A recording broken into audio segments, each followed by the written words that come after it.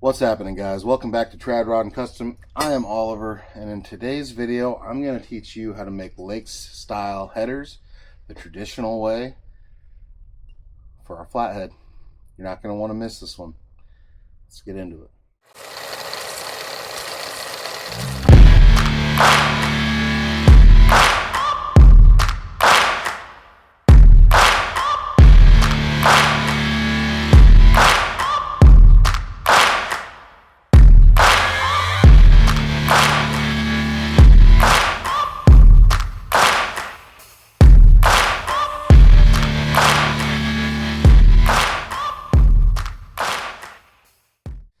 So my buddies George and Corey from the Hooligans have started their own shop.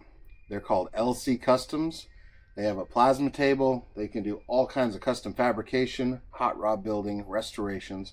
And one of the things they want to cut their teeth on is keeping maybe hard to get custom header flanges on the shelf. So they worked with me and created these Lincoln 337 header flanges. We'll go ahead and check that out right now. I'll take you guys over their shop and you can see how they did all that.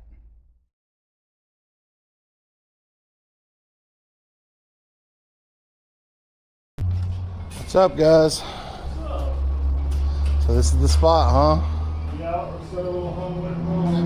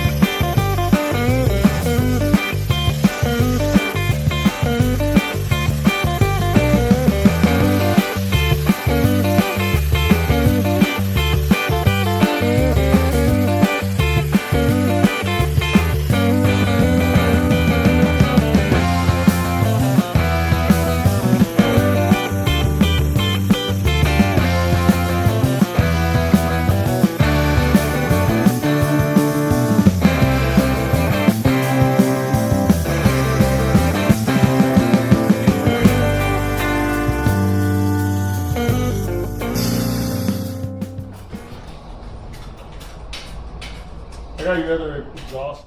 Yeah, those are slick. Yeah, it came out pretty good. Yeah. It's the thickest thing we ever cut on the machine, so. Yeah.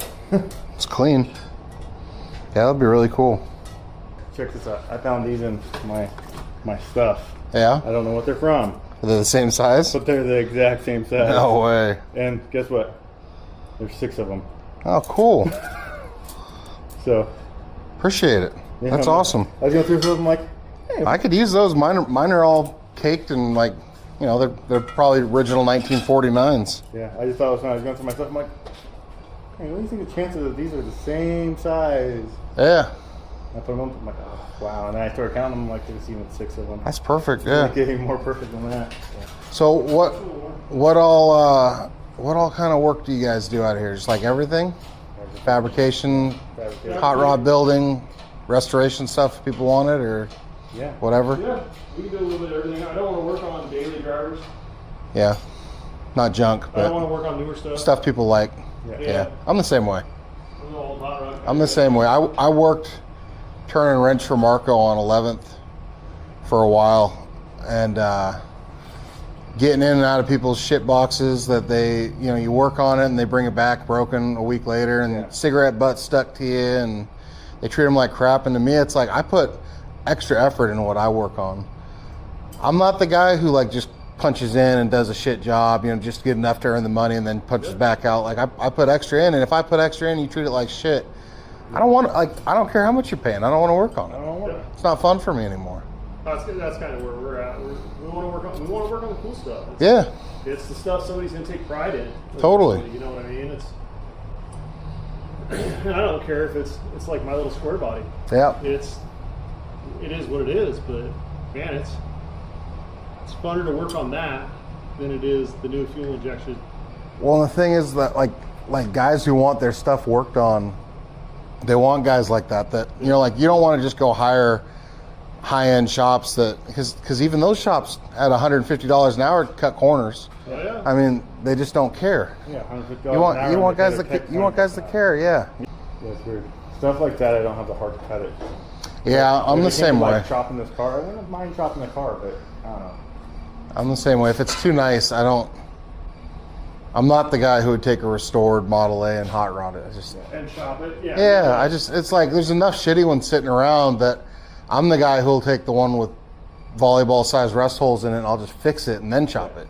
Because it's not worth it's you know, like doesn't really have potential that most people are going to ignore. Yeah. Those are the ones you want to cut up and make a hot rod out of. Totally.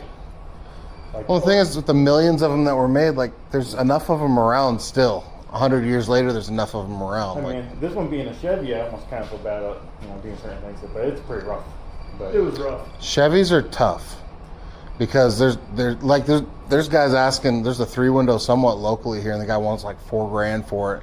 He's missing the trunk lid. He's missing the doors. Like, it's a Chevy. You're not going to find that stuff. Yeah, and like, they're all missing a trunk lid. Yeah.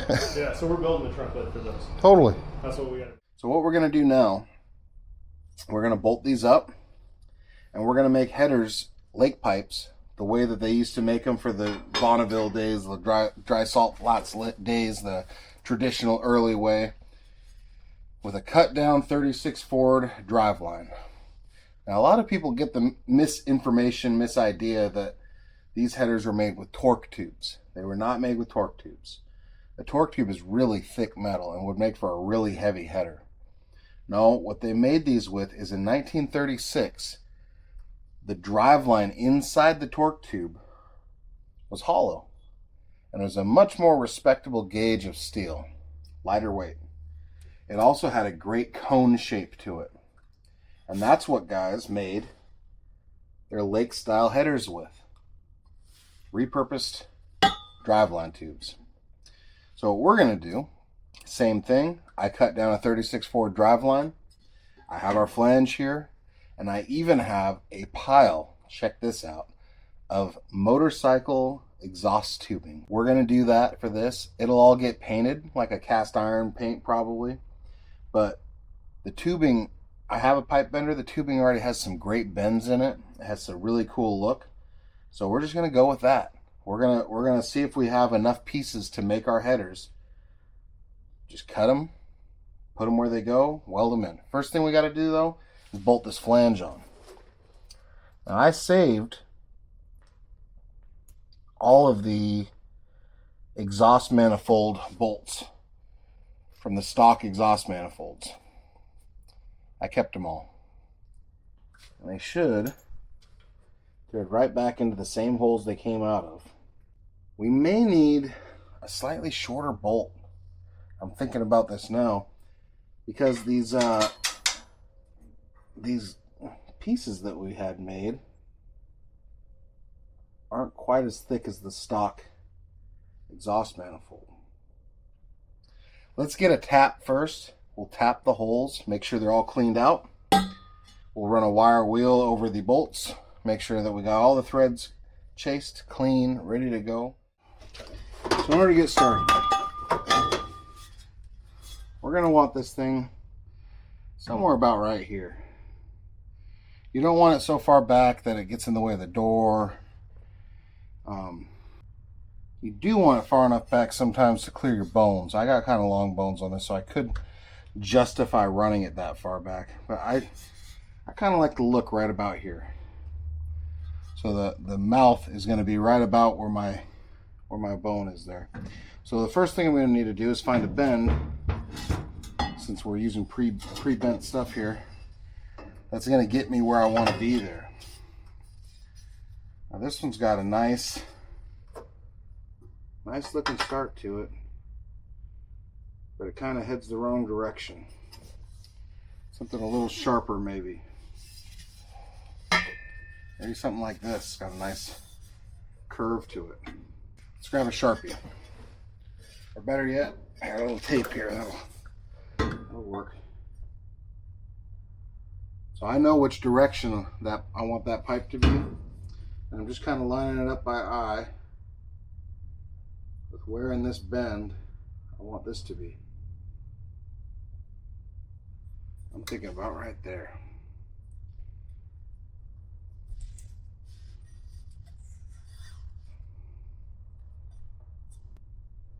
Yeah, okay. Now I'm going to cut that off.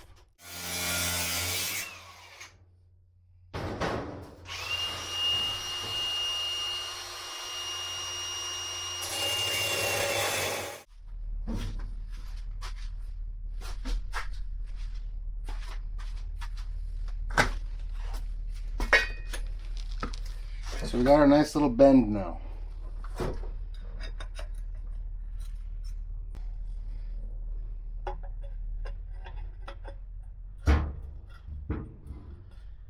Yeah. I need to change the angle just a touch, but that works.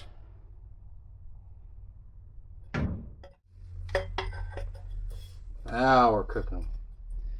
So that's got the right angle. And now it's cut right too.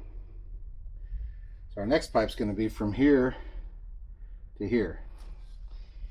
That can be a lot softer bend, I can tell you that just by looking at it.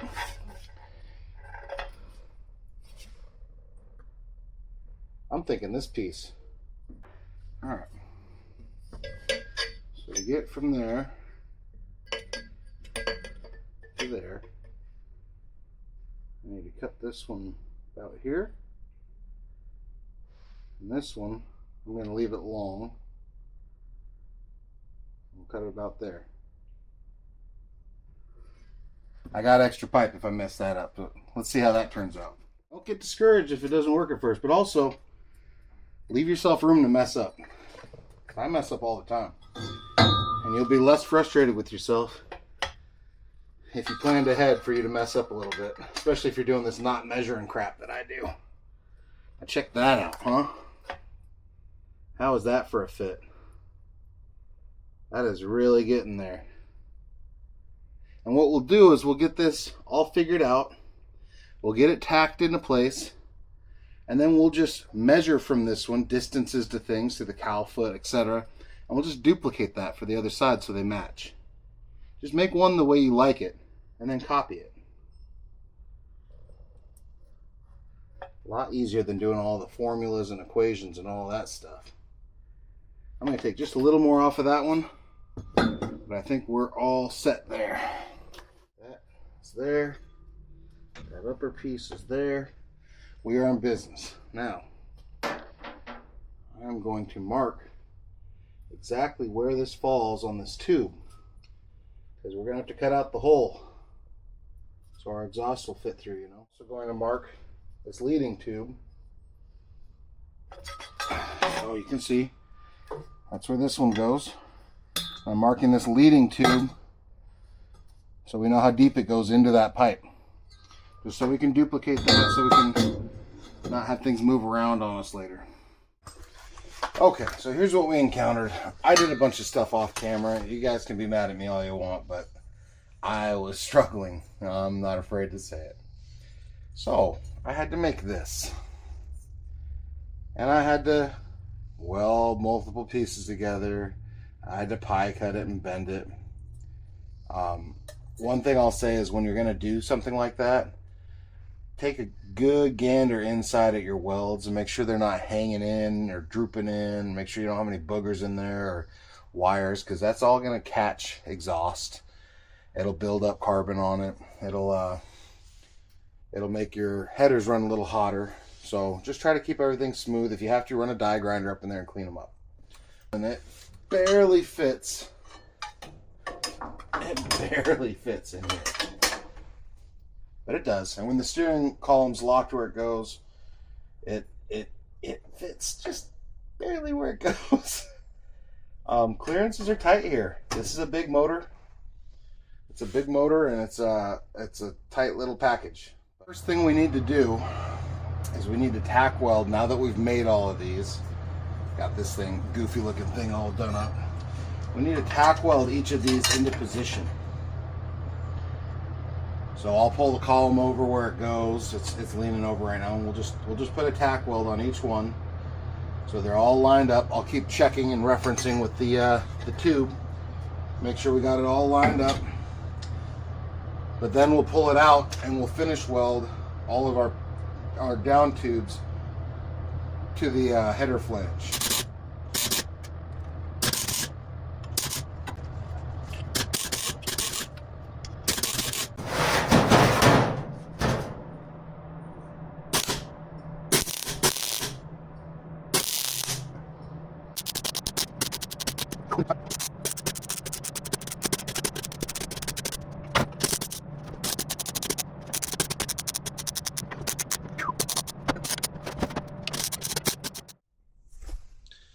Anyway, that's pretty much going to do it for this one. As you can see, we got our header. It's on. It fits. It looks great.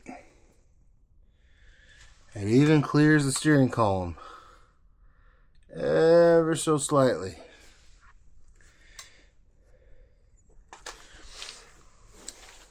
Now I just got to make the other side, which will be easy because there's no steering column on that side. No steering box. No brakes. But anyway, appreciate you guys watching. Hope you enjoyed. Definitely hit up LC Customs if you haven't already and get some flanges made, or have them build a hot rod for you, whatever. But they do custom flanges for headers, and I can't think of any engine that they couldn't make one for, so hit them up. They'll ship. They'll get them plasma cut out for you, make them real nice. They can make them however thick you want them. Hit them up. Anyway, please subscribe, hit that like button. I'll catch you guys on the next one. Later.